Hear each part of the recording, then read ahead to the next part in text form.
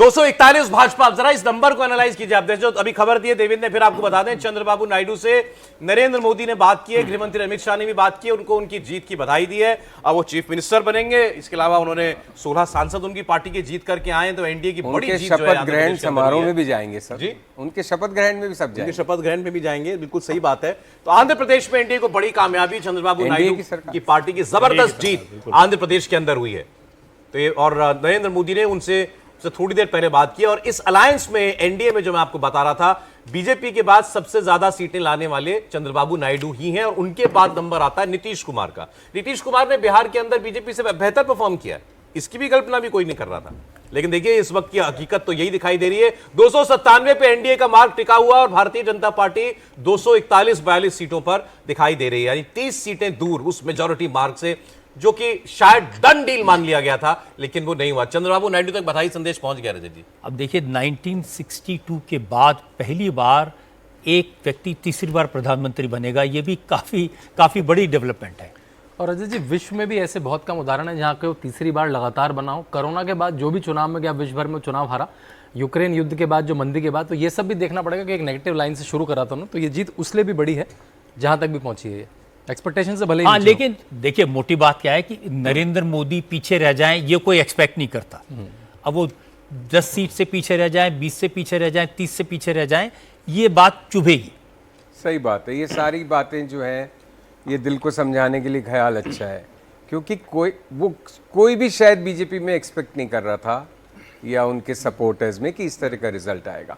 अब of course इस situation में मेरिट ढूंढना तो स्वाभाविक है। आदमी कितनी भी गंभीर स्थिति में होता है, उसके फिर लाभ ढूंढने लगता है कि अच्छा इससे ऐसा हो सकता था। लेकिन पहले संजीव ऐसा नहीं हुआ कि 10 साल किसी ने सरकार चलाई हो और फिर वापस आ जाए। नहीं, यू आर 100% राइट भाई। नेहरू का रिकॉर्ड की बराबरी, 3rd कॉन्जिक्यूटिव टर्म, ये सारी बातें जो अगर मैं बोल रहा हूँ वो सिर्फ मोदी जी के वीसा-वी है, क्योंकि उनका जो एक उम्फ है या जलवा है, या जो भी हम 56 इंच की बात करते थे, वो सब 300 के इर्द गिर्द होता है।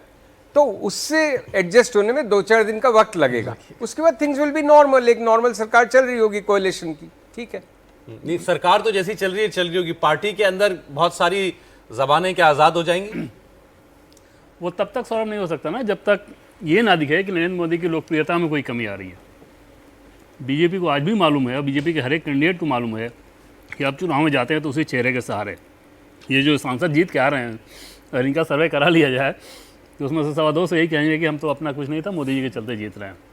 तो उस स्थिति में तब तक परिवर्तन नहीं आ सकती जब तक नरेंद्र मोदी की पॉपुलैरिटी में कमी ना हो। अगर उनकी अपनी पॉपुलैरिटी में इरोजन दिखेगा तो फिर संघ ज़्यादा हावी होने की कोशिश करेगा। तो है नहीं। अभी जैसे बीजेपी के ढांचे में दिखता है कि संघ का कोई बहुत ज़्यादा रोल नहीं है।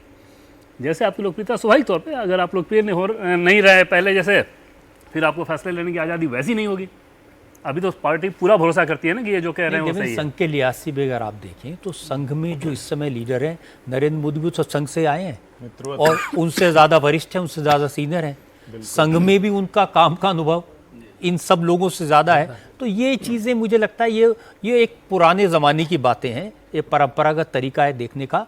नरेंद्र मोदी को, उनकी राजनीति को, उनकी सरकार को एनालाइज करने का तरीका परंपरागत तरीका नहीं हो सकता, ट्रेडिशनल तरीका नहीं हो सकता। उसके लिए अलग तरीके से सोचना पड़ेगा, अलग मापदंड करने पड़ेंगे। और उनको कोई चैलेंज नहीं है इसकी बात। तो हमने अभी थोड़ी देर पहले यादव जी का इंटरव्यू सुना ना, एमपी चीफ मिनिस्टर का, जो 29 में 29 लाके इस डर में सकुचाए जा रहे हैं कोई मुझे श्रेय नहीं दे दे, कि सारा श्रेय मोदी जी के नेतृत्व को है ना, जो बात सही भी है, सच भी है। मतलब मोदी जी के बाद किसी का श्रेय तो शिवराज का होगा वहां पे। नहीं, ये बात तो सच है ना कि जब जो पूरे 5 राज्यों के चुनाव हुए थे, जो उसमें 3 राज्य मोदी जी के नाम पे ही सारा कैंपेन था, सब कुछ उन्हीं के नाम पे। उस पे ये बात कर रहा हूँ कि कोई बीजेपी की तरफ से चुनौती नहीं हो सकती, क्योंकि उसका एक वानगी हमने देख ली यादव जी के इंटरव्यू में। कोई जरा से श्रेय लेने को भी तैयार नहीं होगा कि मेरी वजह से ऐसा हो गया, या जो कुछ भी लाभ हानि, वो तो सारा जब पूरी लेकिन दूसरा जो नजरिया इसको देखने का कि भारत में ऑपोजिशन है ही नहीं, बहुत मजबूत भी है। नहीं, ये तो ब्रिलियंट रिजल्ट है इंडियन डेमोक्रेसी के लिए। इससे बेहतर क्या? देखिए, इसको आप एक और नजरिए से अगर आप देखें तो कोई भी ये नहीं कहेगा कि ये जो यूपी में हार गए मोदी जी की वजह से हार गए। कोई ये नहीं कहेगा कि ये जो कब रह गए ये मोदी की वजह से रह गए। ये तो सब कहेंगे जो आए वो उनकी वजह से आए। तो एक एक लीडर की ताकत तो है ही। देखिए, और ये सब कुछ 30-40 सीटें कम हो जाने से नरेंद्र मोदी की न तो मेहनत कम हो गई, ना ईमानदारी कम हो गई, ना जो उन्होंने कुछ किया वो उसको कोई कम करके आ सकता है। ये ठीक है, ऑपोजिशन वाले जरूर कहेंगे कि महंगाई हुई, बेरोजगारी हुई, इनकी बात नहीं हुई। ये सब कुछ कम नहीं हुआ, लेकिन थोड़ा जलवा कम हो गया।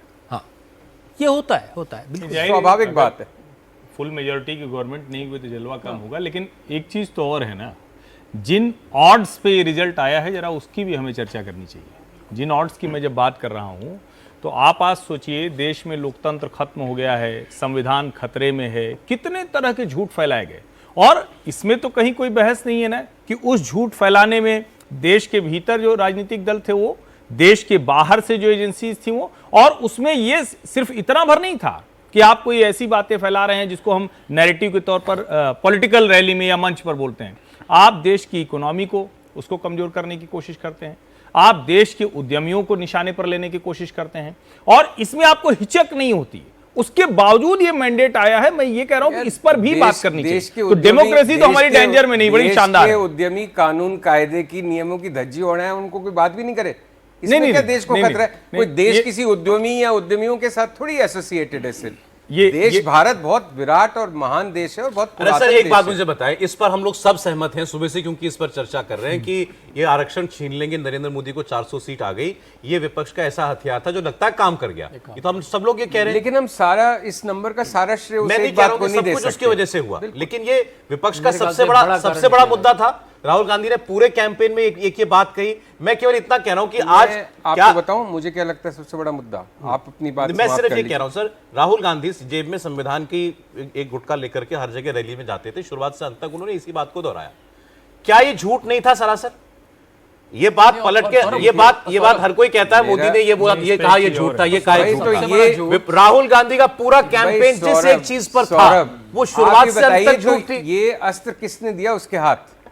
400 पार का नारा तो राहुल गांधी ने नहीं दिया था ना, तब भी कर लेता वो 400 पार का। मेरा मानना है कि मोदी आएगा तो संविधान पलट देगा, आरक्षण छीन लेगा। मुझे बता दीजिए कौन इस पर यकीन करता? हम लोग एक चेक्स एंड बैलेंसेस में विश्वास रखने वाले मुल्क हैं, बुनियादी लोकतंत्र में विश्वास करने वाले लोग हैं। किसी भी एक तरफा बहुत ज्यादा सत्ता होने से शायद लोग असहज होते, और ये वो बैलेंस बनाया गया इस इलेक्शन के रिजल्ट में, ऐसा मुझे लगता है।